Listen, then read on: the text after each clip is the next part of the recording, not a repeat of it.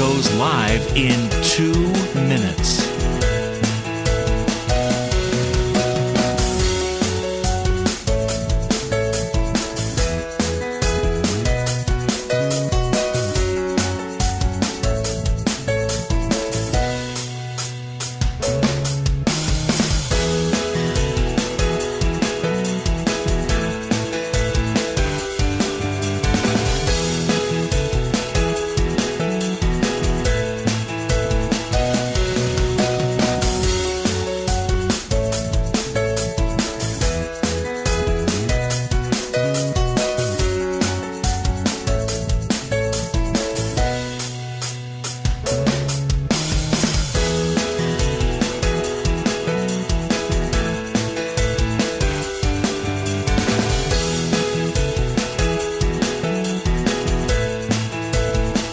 Lynn Cullen live in 1 minute.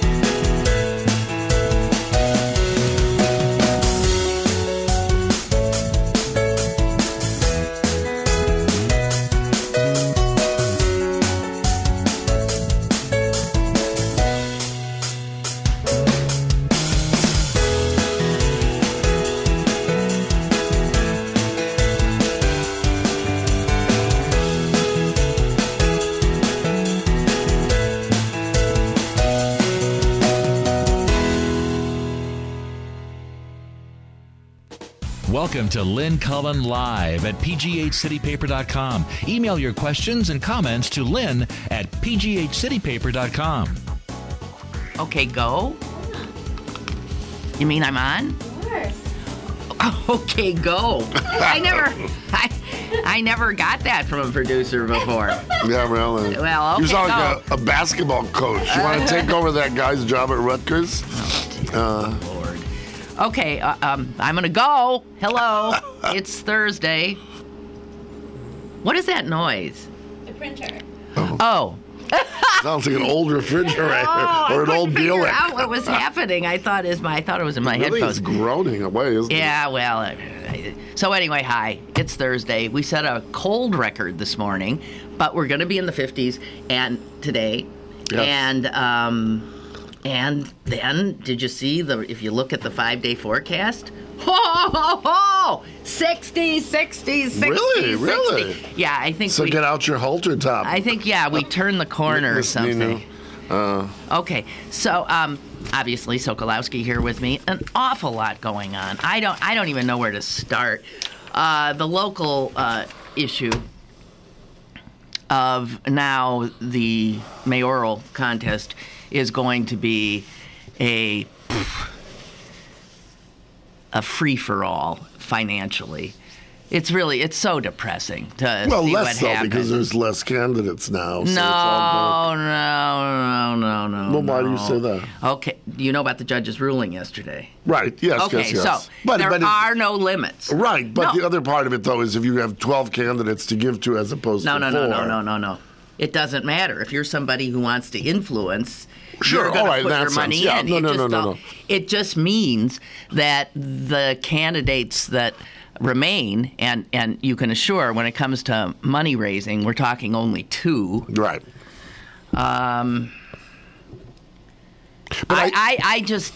It's depressing. First of all, I'm depressed because my sense is that Jack Wagner will have access to a lot more deep pockets than Bill Peduto, because Jack Wagner is much cozier with the establishment Yes, right. and business communities. Well, there'll be more extension of pay to play. Well- in a sense, a different kind, but. But here's But what now, it also can I ask you a means. question? I read the headline, but I didn't read the story.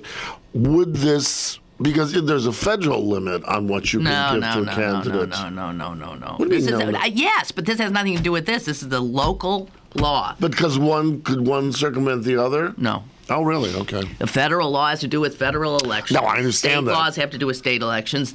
We had a law that very much limited things. Right. But there was this little thing in the law. Isn't there always? Yeah. And it said that if any candidate in the race gave himself more than $50,000, gave his own campaign more than $50,000, then all bets are off and anybody can get as much money as they want. This was an effort to keep some deep-pocketed person from buying his own election. Right. Yes, exactly. And I think setting it at 50 was ridiculously low. Yeah, exactly. I mean, it was called some kind of millionaire's loophole, and it's something Luke wanted in there.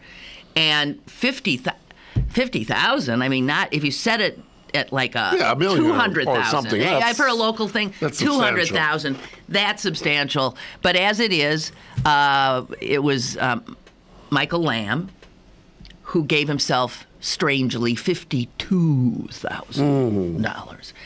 Then drops out of the race. Then he's not even in the damn race. Right. But because he did that, Jack Wagner and Bill Peduto now can have a contest of who can raise the most money. And money translates to what then? Advertising. That's all it's about. And visibility. Advertising and getting their word out and having, So we are about to be, I'll tell you, the only winner here are Pittsburgh television and radio stations. Right, exactly. You will and now, ad agencies who will produce right. Well, there'll be like 2 ad agencies. Well, that's true. Right. That's right. Yeah. So this is who wins, and we will be.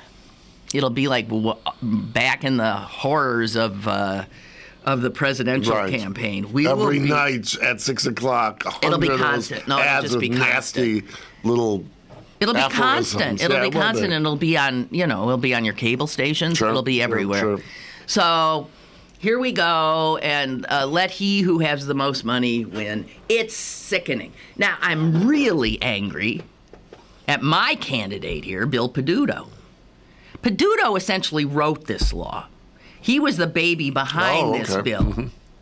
He knew what was in there. He, in fact, had gone after... I'm so mixed up. What was he thinking? Yeah. That he would have known, he knew... Lamb had given that much. He knew that if they went in front of a court, a judge seeing that would say, well, hey, all bets are off. What? They never would have ended up in court if Peduto hadn't dragged Wagner into court. And well, the thing might be, who knows? Wagner only was going to have, he was trying to keep Wagner from using the 300,000 that he had in a former campaign chest. Well, now, 300,000. Yeah, right. And Ravenstall, by the way, who will be backing Wagner, has in his chest, yes, something like $750,000. Well, now here, since and that can now go. You're far more wise about such things. What is the law? I mean, once you are no longer a candidate, which Ravenstall is not anymore. And funds were raised for your re-election, etc.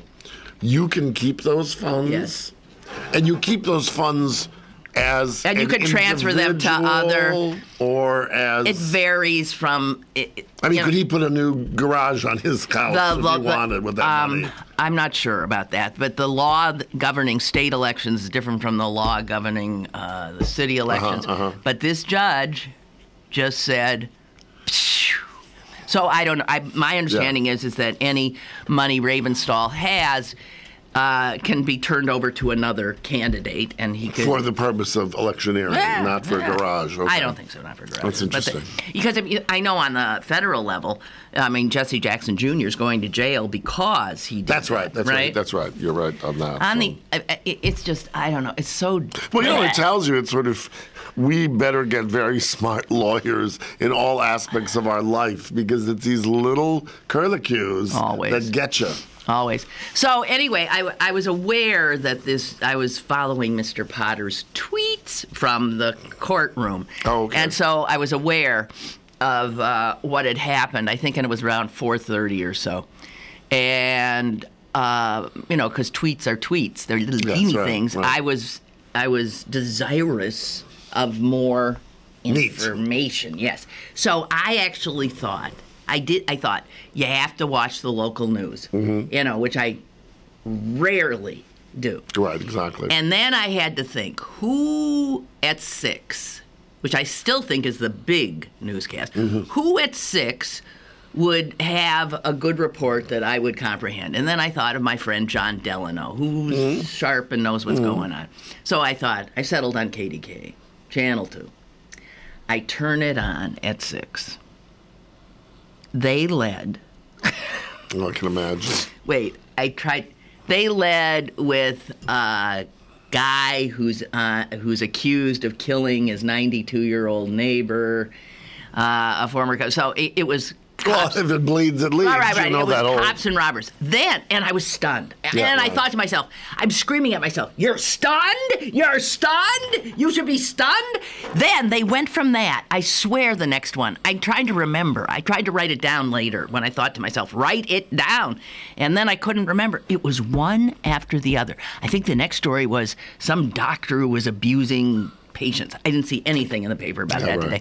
Then it was this one shot this one. Then it was a drug deal gone wrong. Then it was a murder and mayhem. Well, but and you know what that is? All it was. Well, wait. By the way, I think the whole bleeds, it leads, because the point is most people, like when I asked you a question about this one federal law supersede the other, don't understand this.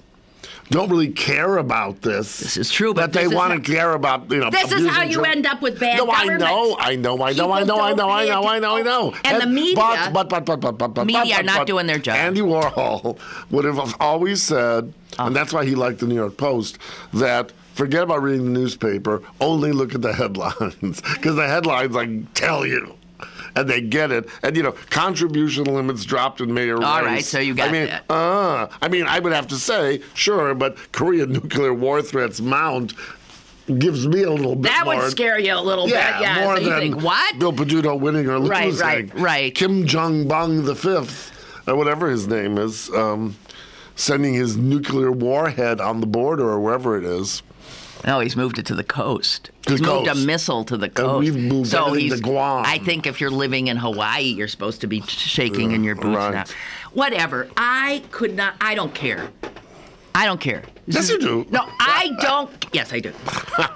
Here is why you need newspapers. No, sure. You're absolutely right. Because you cannot rely on broadcast media to tell you what you need to know. You cannot rely on them. No. And inasmuch as newspapers are struggling to stay alive, exactly. Who's going to tell you? If there's no reporters out there, who's going to inform you of what you need to know? Don't wait for any TV station to. Every once in a while they will. No, exactly. And it's terrifying to me. Delano came on. It was so funny. They went through kill, mayhem, sordid, this, that, horror. You think this is my species? I don't know any people like. What is this? It was like a horror show, right? Mm-hmm. A carnival. That's what it was. It was entertainment. Right. That's why if it bleeds, it leads. It was a horror show. And then they went from one, so a judge did this and that and threw it out. Then the next story started with, and a judge, and I thought, I cannot believe this. And then it turns out that was actually the intro to the story I've been waiting for. So they did all this blah, blah, blah, and they stayed with the judicial theme and finally got to the important story, was that a judge has thrown out, and here's John Delano. Well, it was 6:05. So 5 minutes, it was not the lead. To me, that's it. I will never again. I'm done. I won't watch any. I'm sick and tired of it, getting jerked around by these jerks. Anyway, question. This is hypothetical, obviously, but do you think if this was a national story, they're getting just as bad. They're getting just as bad. Right. They are getting just as bad. I sometimes watch Brian Williams on NBC. Oh, Mr. Dry Look. You know why? Because Jeopardy comes on right after. And, so I'll tune it in. So I don't want to miss... appetizer to the meal. I know. I don't want to miss... What are the contribution limits? No, whatever, however you ask the question. But I haven't seen Jeopardy in 100 years. It is stunning how the network news is now. It's as tabloidy. Yeah. It is as true. full of crap. It is... And there's the ubiquitous story about one of the Kardashians doing something without underpants. Stop and think. You have a 30-minute newscast. You have a 30-minute newscast. Take out the commercials. Yes. What are you left with? You're left with about 21 minutes. 21 minutes to tell people about what's going on in their country and in the world that they need to know. Right, exactly. And yet they find time to tell you crap About the Kardashians. No, it's interesting. Whenever I travel to London, or I'm talking about now English language, I mean, forget Paris or France or whatever, I mean, Germany, but London, Toronto, Sydney, Australia, it is so amazing that you really get a sense of world news. And in our country, or even New York, and even the New York Times, it really is an American newspaper. No, you have to tune in to the BBC. Yes, of course. I do with some regularity. Yeah, I do too. To find, they actually cover Africa all the time. I mean, as if, I'm thinking, you mean there people really want to know what's happening in Chad? They do. Here's a call. How many people are disemboweling other people? How you doing? I'm fine. You were saying about relying on the newspaper, our local newspaper here. They have a section that's called Community, and it has the obituaries and local news. Guess what was on the front page of the Community section? Mick Jagger and the Rolling Stones.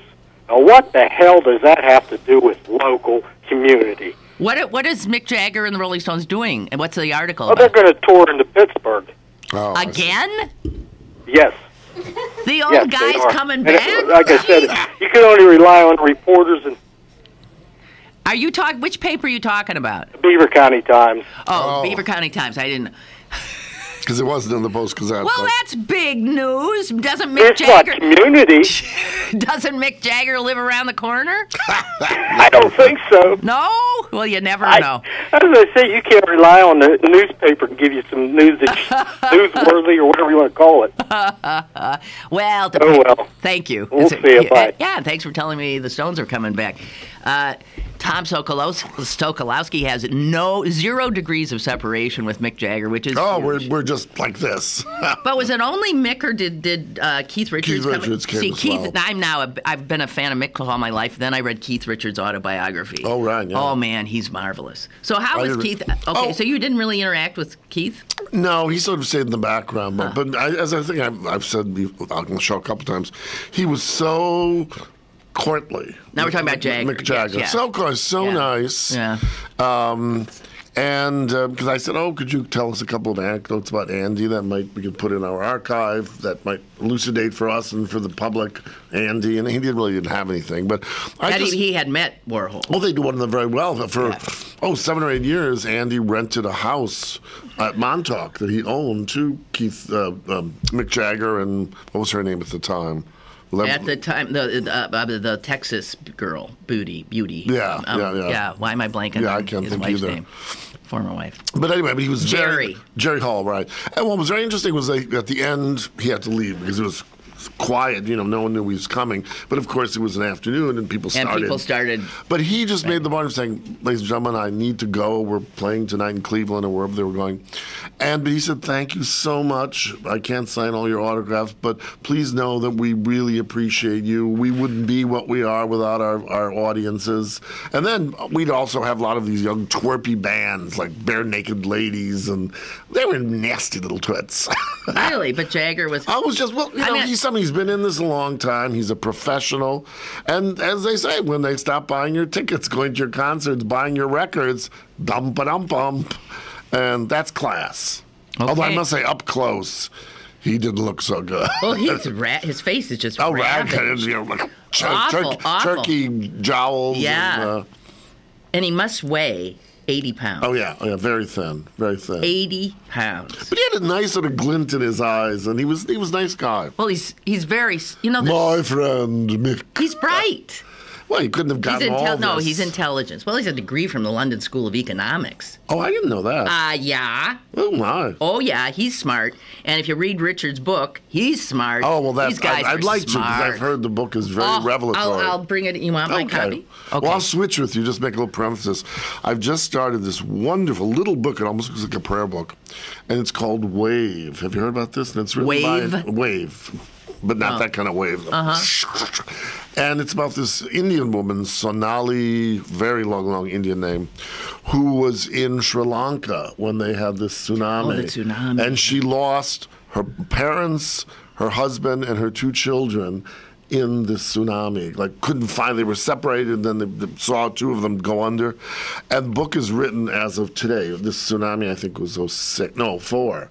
And she talks about, it goes back to her describing those weeks after the tsunami, and then today, and what she feels and what she still feels.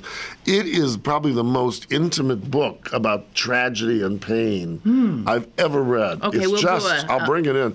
Well, I'm bringing you a book that's like...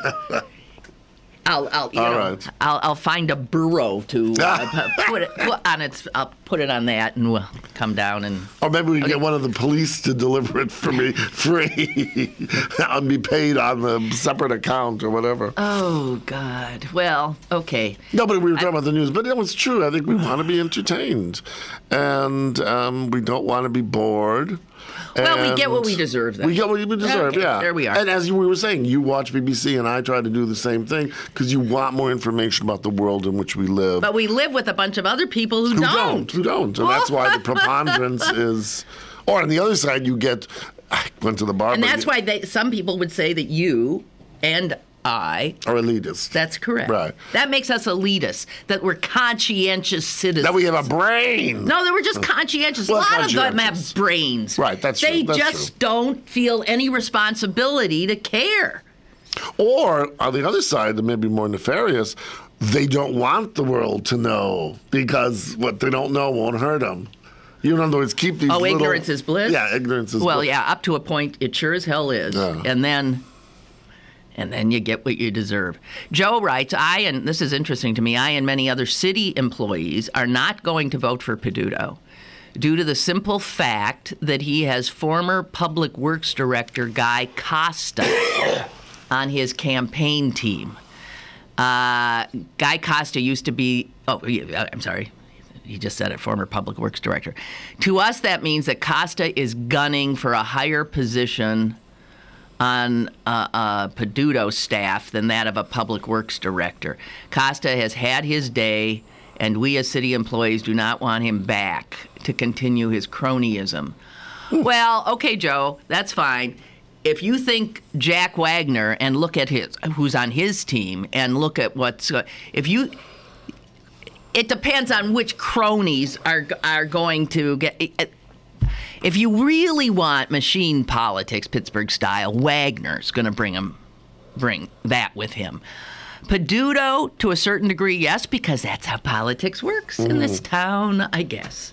In every town. Pretty much. I mean, machine politics are what they are. Well, if you think you're going to get away, if you're voting against Peduto just because of one guy on his... I would ask you to rethink that. Well, yeah, no, you're right. But the only thing is, if he knows about the so he doesn't like Guy Costa, feelings, fine. You know, I would just say that sounds emotional and not thoughtful. Oh, but and as if you're not emotional, Ninu. Oh, what, me? I was gonna say, you're like this raw nerve ball that just floats like the Death Star through the universe. That's so funny you said that because I have often. But I mean, even when I was young, I know.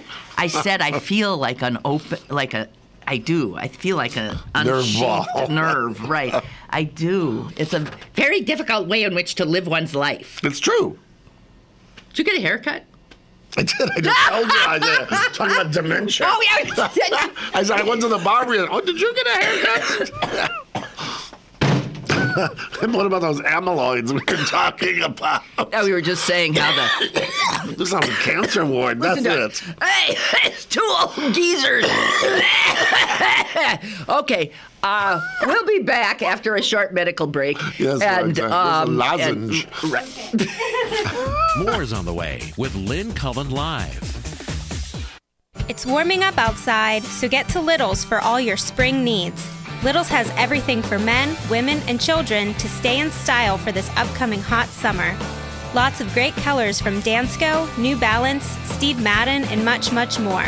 Don't forget to come visit this season's colorful handbag selection as well. Little Shoes, Pittsburgh's largest family shoe store, 5850 Forbes Avenue in Squirrel Hill. Go to bergbargains.com for great deals on gift cards from your favorite local restaurants, bars, museums, and shows. This week only, get discounts up to 30% for Tamari. bergbargains.com, Pittsburgh's best bargains. bergbargains.com. Have a question or an opinion? Call Lynn Cullen at 412-316-3381 or email lynn at pghcitypaper.com. Now, more with Lynn Cullen Live. You have something good about my other colleague with you, Chris Potter. Is he now daily on that Inside Pittsburgh show? Oh, no, that no, was no, just no, a no, one-off thing, no. because I heard yesterday you mentioned that. No. Why, I would... You would allow him. I would eject him from my program if he was going to be doing that.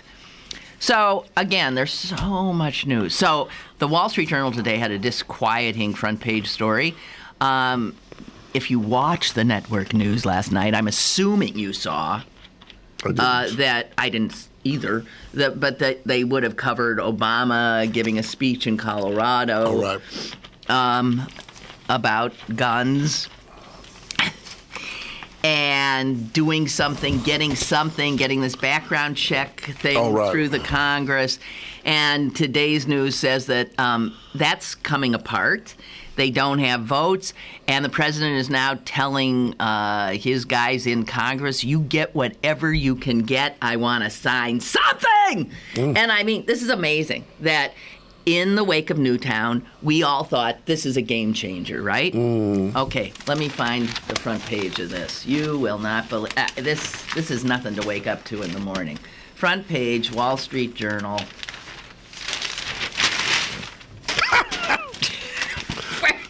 Nerve ball. Control yourself. Okay. What does it say? Oh, you can't see. You can't see on that thing. Pro-gun laws gain ground. And it is, with graphs, since Newtown, more than twice as many states have passed gun legislation in which they have loosened since Newtown. No. And even though we hear that Connecticut passed a pretty tough one, New York passed a pretty tough one, they are so in the minority. Only 5. This is after Newtown. Well, and then all these stories that I've been reading, just blips and blaps of local town councils not wanting to have armed guards in schools and things like that. Give it up. Horrendous. Arkansas eliminated prohibitions on carrying firearms in churches. And on college campuses since Newtown. Hallelujah. Bang, bang, bang. Bang, yeah. South Dakota authorized school boards to arm teachers since Newtown. Tennessee passed a law allowing workers to bring guns to work even if their employer objects. Oh, how nice. How nice. And it goes on and on and on. Now, in every case, you can bet these are Republican-controlled legislatures. I forget the other goddamn thing. Anyway, it is so upsetting. It is so upsetting. I don't know. This is where we live. And also, I can just imagine one of these. Well, if you have an armed guard in the school, that's one thing. But these teachers who get annoyed and riled up, I just feel like taking the gun out and saying, "Johnny Jones, sit down or I'll shoot your foot off." But I mean, getting so angry. No, I know. And even if they don't shoot, but like waving the gun, like I would want to go to that school. If there's a gun in class, who's to say the teacher will always have control of it? Well, that's true too. Oh, so Joe writes back, so you're saying screwed if I do, screwed if I don't? I think a smarter vote, if you're looking for reform or moving forward, outside the box thinking, It's Peduto. It's Wagner is same old, and all the old guards behind him. Joe, think about it, okay?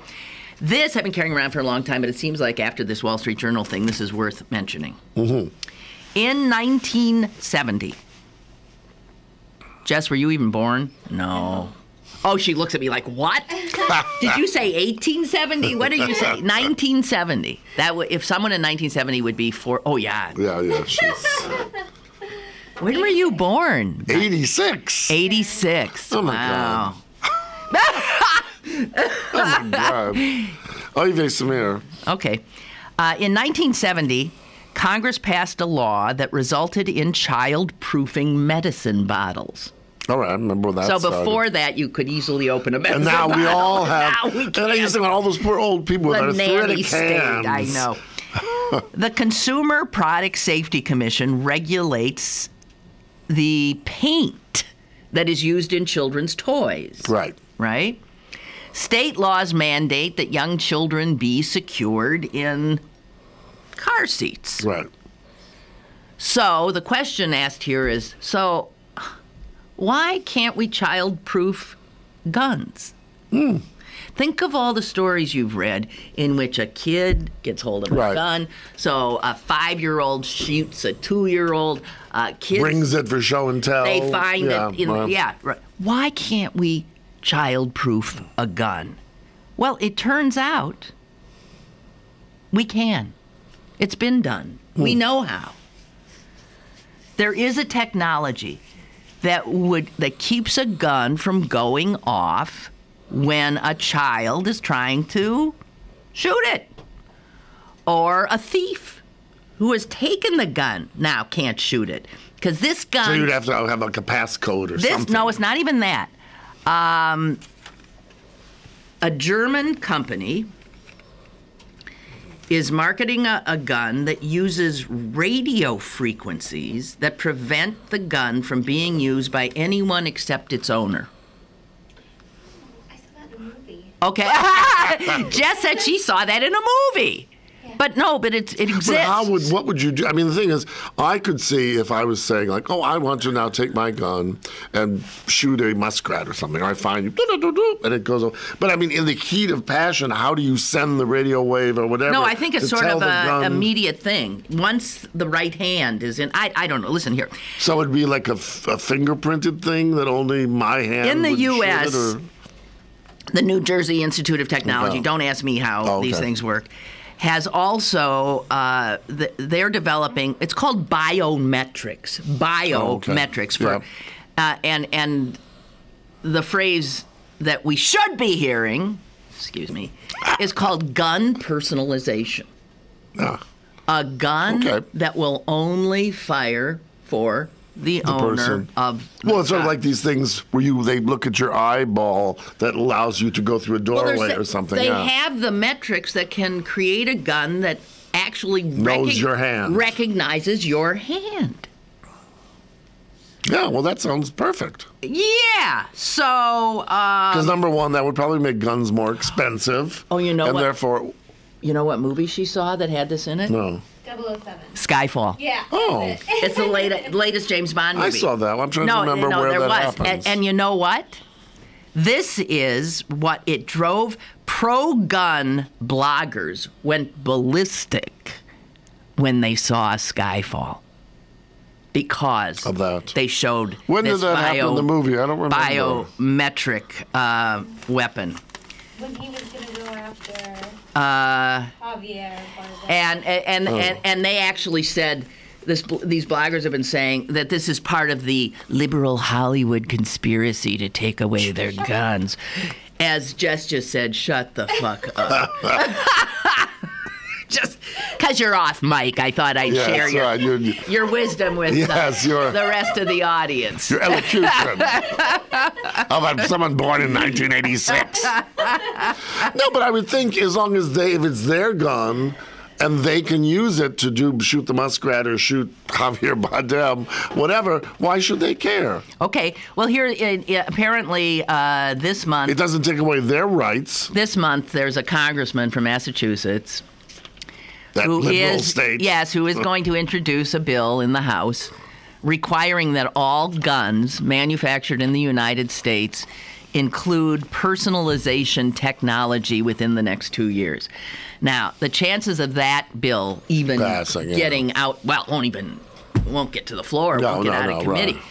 But here's the thing. Okay, stop and think. What would be? Why not? We child-proof. We determine that you can't have this. In all these ways that we protect our children. Right. This is a huge way to protect children because the number of children killed since Newtown with guns in this country is a number that I can't remember, but it's mind-boggling. I think it can't be over. I'm starting, this is going to be, I'm mad as hell. I don't want to take it anymore. I am going to encourage everyone listening to us that for the next month, you, in every social account you have, girlfriends, teacher, people in your church, neighbors, you ask, do you own a gun? Because I was sitting here listening to all this, and I'm thinking, I don't think I know anyone who owns a gun. Oh, you might. You might not. Oh, no. I'm sure that's true. But I would just be curious to find out. I mean, I'm sure some people will not admit it, especially in certain, liberal contexts. But I would just be curious to know. I think I would tell someone, oh, yeah, I own a gun. Now, I said at a dinner party, I was in, I think this was before the show, in New York over the holiday. And I just asked, who's shot a gun? And there were 8 of us. And there were 2, and I and someone else were the only 2 who hadn't. Okay. But shooting a gun at a range is one thing for a lark, and most of them said they had done it once, and that was that. They popped the cherry, so to speak, and forget it. But I would just be curious if you would ask and say, Jess, do you own a gun? Lynn, do you own a gun? I'd just be curious to see the answers we'd get. Because here in Pennsylvania, all right, we're in a city that's blue, but still it's not New York City. And I'd just be curious to hear what people would say. Well, I think write in and tell Lynn. Obviously, I think urban gun owners, it's a little less certain that people have guns in urban areas. Right. But I think if you head into suburbs and rural areas, you're going to find a lot of them. And I know I know a couple, and I'm close to them. Mm-hmm. They have a gun, and but I would think they have a gun for, I guess they think, security. I've quizzed them. Wait, I want to tell you, I've quizzed them about this gun because my son, when he was young, would be at their home. Sure. I said, well, where is this gun, and is it secured? Yeah, this gun is so secured that they couldn't remember where they put it. Oh my God. That really is going to keep them safe. Okay, yeah. There's someone coming through the window. Where's the fucking gun? So I was over at dinner once. I said, find the gun. Yeah. Let's play find the gun. Let's find the gun. They're ripping things apart. They can't find it. I thought you put it in the closet with the... No. Eventually... it was in the brassiere drawer. No, but you know what? Did they find it? I think they eventually, not that night, they found the gun, but the bullets were someplace else. I mean, they were so careful. Okay, now we're going to keep the bullets away. But that's the point. So what good is it? What good is it and if then they forgot where they put it. Yeah. No, that's one. Well, but the other thing, though, when you were saying, get to the suburbs, etc. But I would say, and I have no problem with a couple of people I've worked with during, hunting season like to shoot bison or whatever you shoot around here. There's probably no bison, except whatever, deer, elk, whatever the hell. They all have hooves. But anyway, so does the devil. But that's excuse me, that's a rifle. You don't need a Glock to shoot a bison or an elk. I mean, that's the other part of it, if it's recreational. But your story, I think, is an absolutely brilliant one because these people obviously were serious. They didn't want a child or your child to find it. No, they're very serious. But if you really want it in your bedside table, so that if someone's coming through the window, you have it right there. That's right. And then but the bullets are in the brassiere drawer. I mean, then it's not serving the purpose. Well, you got to figure an awful lot of people have guns that they don't know where they are. And I don't know. And then other people who haven't secured their guns at all, and they become I don't know. I'm so sick of this gun crap, I can't see straight. Let's take a break. Okay. We're going to take a break and come back. Shoot somebody. We'll tell you how many people we've offed when we come back from our minute break. Okay. Stick around for more with Lynn Cullen Live after this. This week's Pittsburgh City Paper is available now. Pick up one today for a look at the Jewish Film Festival, plus Mercury Soul, Eric Clapton, and Mike Nesmith. Pittsburgh City Paper, available at over 1,700 locations throughout Western Pennsylvania, and on the web at pghcitypaper.com, and on your smartphone at citypapermobile.com. Hi, I'm LeVar Burton, and I'm proud to be a book person. How do I choose a book? Sometimes it's the cover, sometimes it's the title. I guess I'm pretty visual. If a book's really impressing me and the writing is really good, I will peek and see what the last paragraph is, because the endings of books should rock you. I am a book person, and if you're a book person too, read to a child and spark a lifetime of ambition. Join me at bookpeopleunite.org, because reading is fundamental. A public service announcement brought to you by Reading is Fundamental, Library of Congress, and the Ad Council. It's warming up outside, so get to Little's for all your spring needs. Little's has everything for men, women, and children to stay in style for this upcoming hot summer. Lots of great colors from Dansko, New Balance, Steve Madden, and much, much more. Don't forget to come visit this season's colorful handbag selection as well. Little Shoes, Pittsburgh's largest family shoe store, 5850 Forbes Avenue in Squirrel Hill. Have a question or an opinion? Call Lynn Cullen at 412-316-3381 or email lynn at pghcitypaper.com. Now, more with Lynn Cullen Live. Okay. We've offed a lot of people in that minute. We ran down to Grand Street, just popped them off. Well, that might be a good place to pop off of you. You better be careful what you're saying. You be careful. You're talking about killing people. No. Yes, be careful. Wounding, but not killing. Okay, so when you think of class divisions, Britain was famous for them, and there were generally considered three classes. Can you name the three classes? What they would be? Upper classes. Upper class. Working class. Working class. And on the dole. No, what's in between the upper class and the working class? Middle class. Thank you very much. But I think the British use that Yes, term. they do. Okay. Yes, they do. Because there arose a middle class, people of wealth who came up from nothing during, Yes. Yeah. They often were lawyers, or they were retailers. That's right. They would or not they be were, upper class. No, they were middle class. But the BBC just did a huge survey, for whatever reason, to try to ascertain what the class, if there's still these three classes sort of at work, and it turns out that doesn't work anymore. And an indication of that there were all these in between kinds of things. And how do you determine class? Does it have to do with simply money, or does it have to do with blood and station, or does it have to do with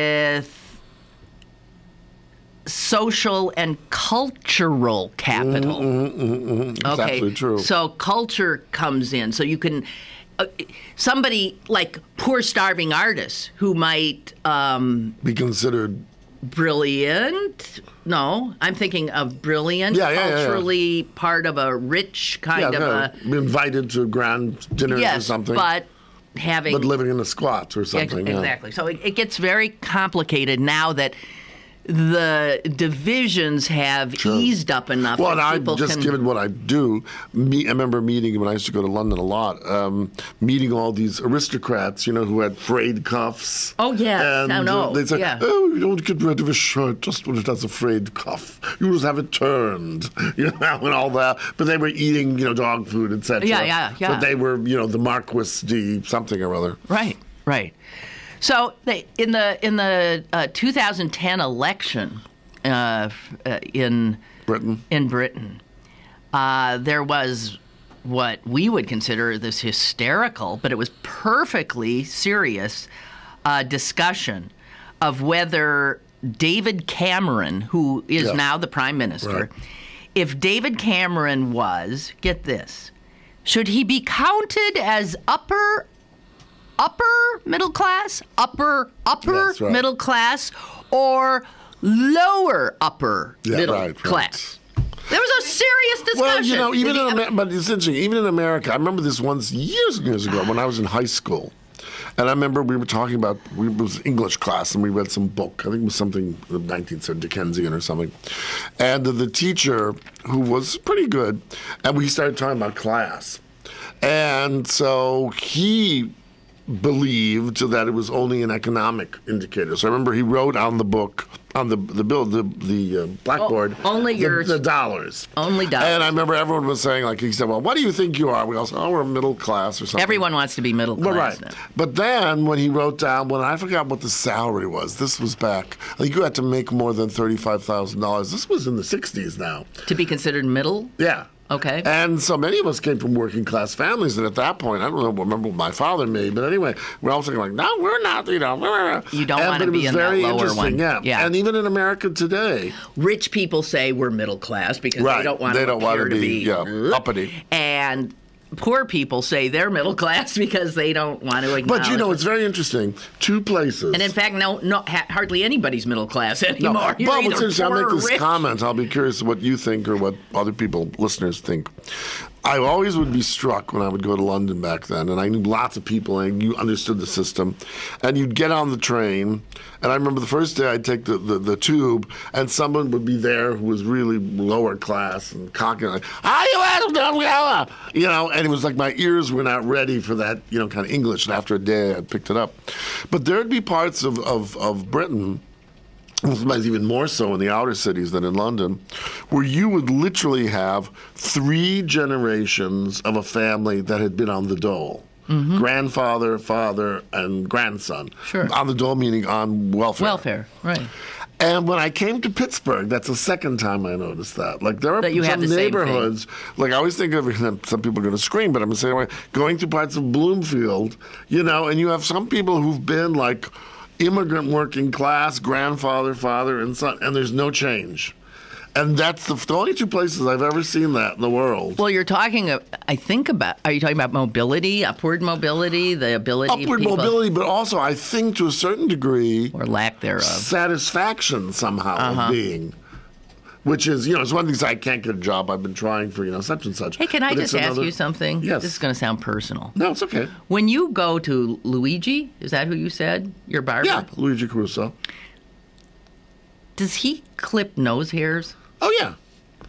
And ear hairs and... Okay, because I just noticed you have no visible nose hairs. do I usually sprout them like that? Every once in a while I see an ear and a hair. I am very into nose hair these days because all of a sudden, as you get old, older. Hairs start growing. And the hair doesn't grow when you want it to, but it grows in all sorts of odd places. And well, let me now tell you, women, listeners, I have nose hair. Well, of course you do. We all do. But here's the thing. Men's barbers clip them. Oh, yes. Can you imagine? Old-fashioned barbers do. I don't think these, a salon. Miss Piazza doesn't do that. But so I should go into a barber shop. Because the hairdresser... Harry knows Lynn Cullen. The stylist that I go to for my hair, if I said, hey, would you get my nose hairs? He would freak. Yes. He could do a chignon, but he can't clip your nose. Well, it's very hard trying to get nose hair. Well, you know what? I'm going to buy you. This is the promise. There's these little they don't gizmos. work. I got one once. They don't work. Oh, yes, they do. No. Oh, your best was I use a magnifying mirror and a little scissors. Yeah. Because I definitely do not want nose hairs. That is and the horrible thing that happens to people is you start developing nose hairs and a chin whisker and all this kind of stuff at exactly the same time that your close vision goes. You have no ability to know. So I often sit with older lady friends who are impeccably done up, and there's a big nose hair hanging out, and I think, do I tell them? Should I say? This sounds like an episode of Seinfeld. Should I? Where do you get your nose hairs clipped? I once told my son, because he was very close with this woman, older woman. He adored her like a grandmother. And I said, Sam, Mary's got these nose hairs. I said, I don't have the nerve to tell her. I said, but I can see where a kid could say, hey! So make him the bad guy. Right. I said, well, I think she'd like to know, actually. Oh, Granny, you're sprouting. I don't think women worry about ear hair. I don't have ear hair. I can't imagine. But those, as you get older, men have. Oh, my God. You think I have hair in my ears? No, I don't think so. But you know what else happened to women of a certain age? All of a sudden, you put on lipstick, and it's on your teeth. Now, it's not like you put it on your teeth. No. It ends up on your teeth, because I guess your lips are like... Oh, that's when you're talking nose hairs. That's one thing when you see someone who has that lipstick on bad, teeth. and you want to say, like, oh, Lynn... I've gotten to the point where I pretty much tell people. Okay. I do. Because it looks There's so something awful. green in your teeth, or here, you got something here. Yeah. I do, because wouldn't you want to know? The other You day... have yesterday's lunch on your cheek, my dear. This show, you get it all. From top to bottom, from side to side. Well, I know. These are issues that that's why I love you. People fear to discuss. Right. And we all I just want to say this. There's an awful lot of you who do not ever consider your nose hair. Yes. And you should. Did That's you all not I'm take saying. hygiene in sophomore year? I'm just saying it's unpleasant to look at. Yeah, and once you detect the nose hair coming out of someone's nostril, that's about all you can see. You're just riveted on the nose hair. I remember there was a woman, a very famous painter named Lee Krasner. Oh, I was involved. She was married to Jackson Pollock. Yeah, exactly right. And she was a wonderful, wonderful artist, although she was one of the most unpleasant people on the face of the earth. And she was one of the ugliest people on the face. Really? Oh, I've seen pictures of her. Wow. Okay. And I remember once we did this show, she died during it. It was started in Texas, and it came to the museum I was working at. But I had met Lee many times. And there was a famous art historian, Barbara Rose, who herself was married to Frank Stella, and she made this. She was a curator with me of this exhibition, and she made a video for visitors with Lee, and Lee was sitting there, and she said, "Oh, we got to quit because I have to go to the beauty parlor." And Barbara Rose, thinking that she says, "Well, Lee, I didn't think you worried about such things." She said, "You gotta live in the world. If people want to look at this face, I better go to the beauty parlor." And so, but I mean, I tell the story because it was about someone you wouldn't have thought was a debutante type or was concerned society about lady, but also the fact of you gotta go out in the world, and if you have yesterday's lunch on your cheek or your nose hair 15 inches long. Well, so few people. It seems to me, and a lot of older women, they don't know. Well, that's very interesting. And that goes back to a sad thing when we were talking about dementia there. I think a lot of that becomes, I'm thinking of a certain lady in this town who I'm very, very fond of, and who was already quite aged when I first came here, and now is very, very aged. And she was always like impeccably dressed, and and just had the manners and the decorum, the demeanor of what you would say a lady is. And then she is sadly now quite elderly and quite sort of going through dementia and what have you. And all of that, she still tries, but it's just the lipstick. To look right, yeah. And it's so sad. But she doesn't see it because she can't. Because and God love her, you would think of the most important thing in her life was her lipstick. That's not very important. But oh my goodness, what is that? This is a picture. Oh my God. All right, PJ. It's hard to share that on. Yeah, right. It's a picture of people, of a woman, a man. Well, and a woman. Actor is a famous actor. I don't know. Name. And the woman is wearing a 1950s kind of bra. Jess, look at this. It looks like a camel. Yeah, no, it looks like two. I mean, it looks like it should shoot bullets. Yeah. Right? It's like that Madonna. That's what bras used to do. Yeah, push-up bras. No, not just push-up, but the pointy thing. It's hilarious. It's ridiculous. And she's not a particularly pretty lady. And all right, I'm letting it go. Joe writes, the nose hair subject. Oh, people are really taking on to this. Reminded me of way back when I was on WTAE radio. You told the story of how at your bat mitzvah. No, it wasn't a booger. You couldn't take your eyes off the booger hanging from the rabbi's nose. Okay, no, you're remembering that wrong. This is really a show below the belt today. I got to tell you, 2 days ago we were talking about elephant farts. Yes, I saw the show. I'm sorry. Okay. Excuse me. No, the rabbi, it wasn't this rabbi, was hirsute. Yes.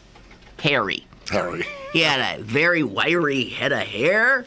He had tufts of hair growing out of his ears. Oh, dear. He had, like Ben Gurion. Yeah, he had tufts of hair growing out of his nose. It was that I could not. There's this point in the bat mitzvah where I had to stand and face him, and he was talking to me, and I'm standing there. The funniest thing about that whole little tete-a-tete in front of the congregation was he was standing on my shoe. That's how close we were, and I was dying. He was standing on my shoe. And then immediately in front of you had to respond in Hebrew. My special little shoes. Get off my foot, you putz. The first time I had shoes dyed to match my dress. They were champagne colored. Oh, champagne colored. So you were a champagne lady. You're standing on my champagne shoes, Rabbi Van Noel. But I was mesmerized through my pain.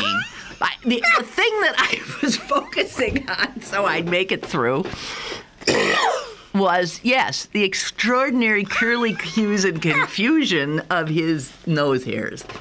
There was no booger. I don't do boogers. I do not. I do it. But the question was, did he? No, I don't know how a booger could make its way out of that thicket. Oh, God. It's like somebody has soup on their mustache. That's another one that's revolting of human. Well, that's funny. Joe, actually, frailties. I've got to tell you that however the story has morphed in your head, it's probably better than the original. So, stay with it. You have to get the champagne shoes in there. That's crucial. Oh, someone else is writing about facial hair. Laura writes, too funny. I know exactly what you're talking about. Once that close vision goes, we're all in trouble. And no one will tell us. I think it's the greatest thing you can do is to tell somebody. Sure. I had a hair, Laura. How sweet of you to tell us all of this. Your own foibles. I had a hair, she writes, that was 2 inches long. In your nose? That's like a barnacle penis. Well, wouldn't it? Okay. Oh, Lordy. And no one told me, she said. I found it by accident. Yeah, it wasn't her nose. Oh, it was on the side of her jaw. And that's where you get that not by the hair on my chinny chin. Oh, like the Wicked Witch of the West. Well, no, the no, hairs, I know exactly what you mean. Hairs will sprout out of nowhere. And for a woman, a man, you're used to having hair on your face. You shave it. You shave, yeah. We don't shave. And all of a sudden you find this thing. I had one too. She says she finds it by accident and was mortified that no one had said it. Can you imagine how long, if it was 2 inches long, you've been walking around with that thing? Blowing in the wind? I used to wonder why women walked around with a mustache. Now I know they can't see it. Some of them can. Like Barbara Mikulski, yes. Well, some of them can. Some of them can. There was a woman who got on the bus the other day who just had a flat-out mustache. You thought it was Ernie Kovacs. No, it was exactly. It looked like Ernie Kovacs. It was huge, a black, unbelievable mustache, and how could she not? I looked at her and I thought, what? Well, certain cultures. What certain cultures? Well, not so much in America, but no, it's like you find in southern Italy and something like that. A lot of older women with mustaches. And they don't wax, or they don't shave, or they don't whatever. Pluck. Or bleach. Or bleach, yeah. Oh. Well, Laura, I just want you to know that if I were ever in your company and I saw something untoward, I would tell you. And if I was there, I'd pluck it out myself. Laura, honey. Oh, dear. Okay, and there's another one. Oh, Margaret. Margaret says, I can't stand here except for the top of my head. And what? And Prichka? Priachka? I have no idea what that is. We don't know that word. I don't understand. American? I don't know. Is that like a We need Slavic further- word for yes? Please, Margaret. further Tell us what is a information. priaka? Jeez. Did you see that the Republican Yes. running for Yes.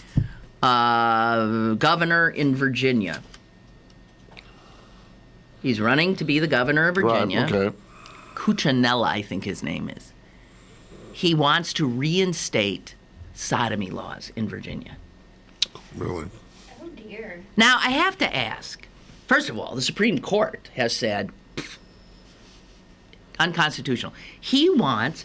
This is in an age when Americans are overwhelmingly now approving gay marriage. You've got a guy running, of course, a Republican for governor, and he wants to. Their sodomy law makes both anal and oral sex a crime.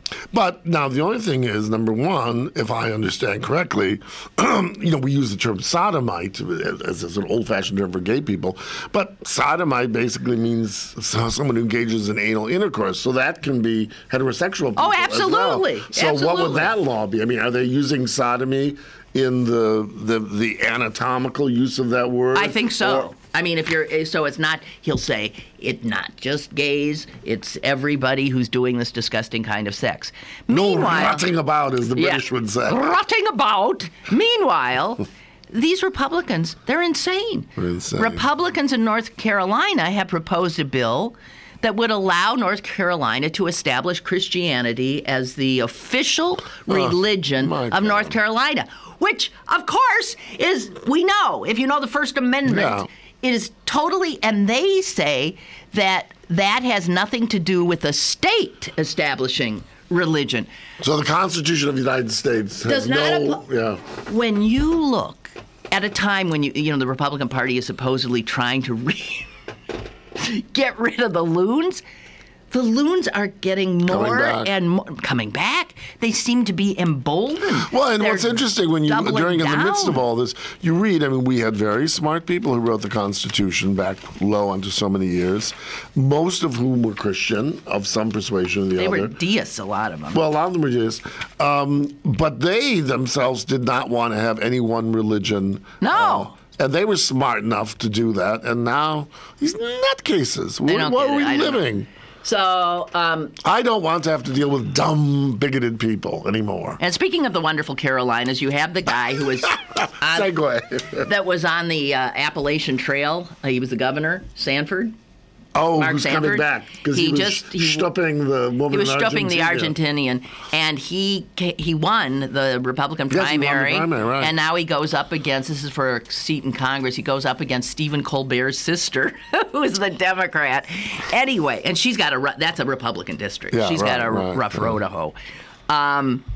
But when he was at his victory speech thingamajig, he's standing there. Did you see it? No, I heard And there a is little bit on the this radio. gorgeous young woman behind him. And I thought, Is that the Stupi? is that the Stupi?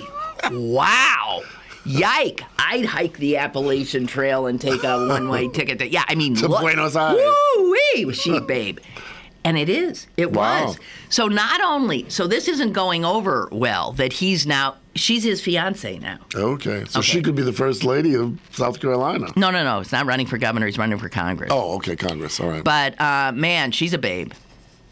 Well, there's nothing wrong with... Krichka is Slovak See, I was right. for private parts. I was right. Okay. But what about, what is it called? A Brazilian, when you have a wax. And you wax your pudendum. It's... Addendum.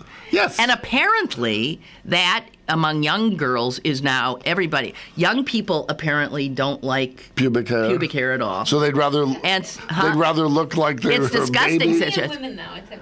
Oh, for God's sake! Justice said it's only disgusting on women, not on men. Oh man, you got to go to reprogramming. Thank God the show is over. No, but apparently young people, they just are getting rid of their pubic hair left and right. Well, and how many men? What does it call it? Manscaping? Yeah. Yeah. I mean, hair is not something. And damn it, the show's over, and I didn't get to the fact that, like in the 1700s and 1800s, Yes. you didn't bathe. Oh, yeah, right. People would go years without bathing. They never wash their hair. And I'm talking about, like, at Versailles. Oh, yeah. They literally never washed. Well, part of that and was... they would poop in the corridors, Yeah, and right. there would be... Well, part of that, it was you so... can't imagine. Yeah, oh, the smells. Well, And that's they're why fancy. that's why I there know. those pomanders, which looked like an Easter egg. And on and think of the which hair. had perfume because the smells were so bad. No, but partly that was because the dress and the coiffures were so elaborate that to sort of wash it. Oh, that was part of it. It was, yeah. A lot of it, though, was the misunderstanding that they thought water That's right. was That's dangerous. It was dangerous. And you didn't want to open your pores. You wanted to keep them clogged. And it was a sign of good health to be filthy. Also, when Columbus and that crowd came ashore, and when the other settlers from England and Netherlands came ashore, the savages These folks stink. were stunned by the stink Well, of someone the once... Europeans. The Indians went, oh my God! Oh, wow! Man! These are the so-called civilized people. really. These were the civilized. Well, you know, I remember, I can't remember who it was. It was Simon Schama, this very famous historian, or someone like that. But he once made the point, someone asked him at a lecture about, you know, the past and what would we be shocked at if we were thrown back into The odor. 18th century. And that's what he said, really up until whatever. It was very interesting. I don't know if you saw it, but there's a British series that just started. I missed it, but... called Selfridges. That is the name of a big department store, like Macy's in London, right on Oxford Street. Right. And I didn't know this, but it was started by an American. And it's sort of interesting from what I read, you know, all of his gimmicks. But the one thing, and I never understood this, but, you know, when you go into the first floor of any department store, what do you usually see? What Perfume. Perfume. And he was the one who came up with the idea that this was the way to keep the smells of the street out of his store.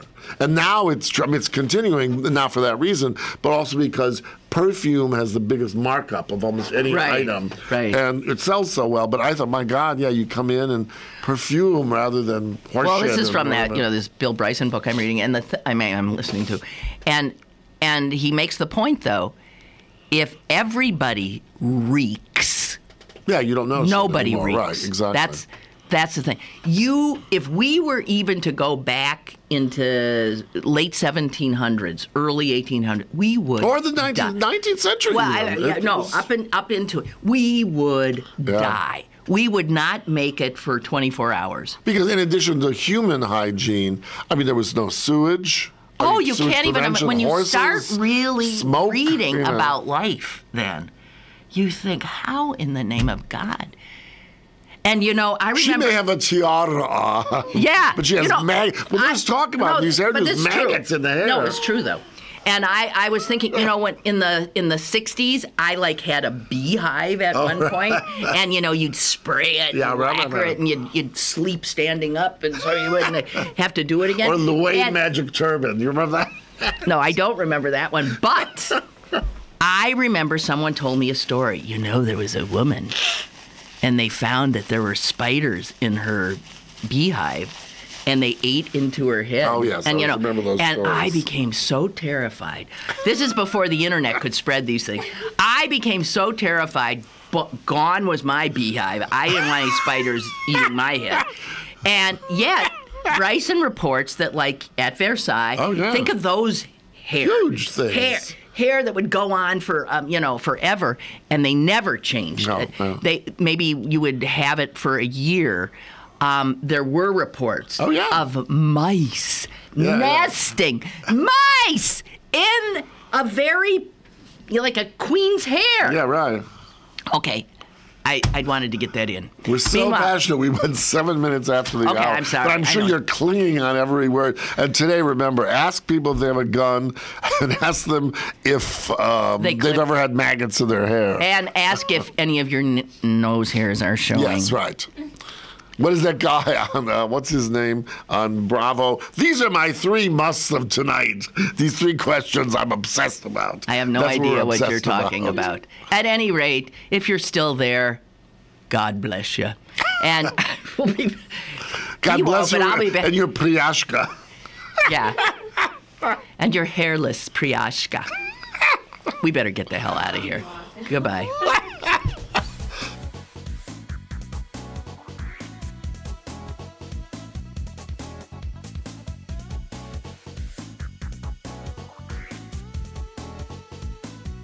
Lynn Cullen Live, Monday through Friday from 10 a.m. to 11 a.m. and archived at pghcitypaper.com. The opinions expressed on Lynn Cullen Live are those of the host and do not necessarily reflect the viewpoints of Pittsburgh City Paper, Steel City Media, and its advertisers.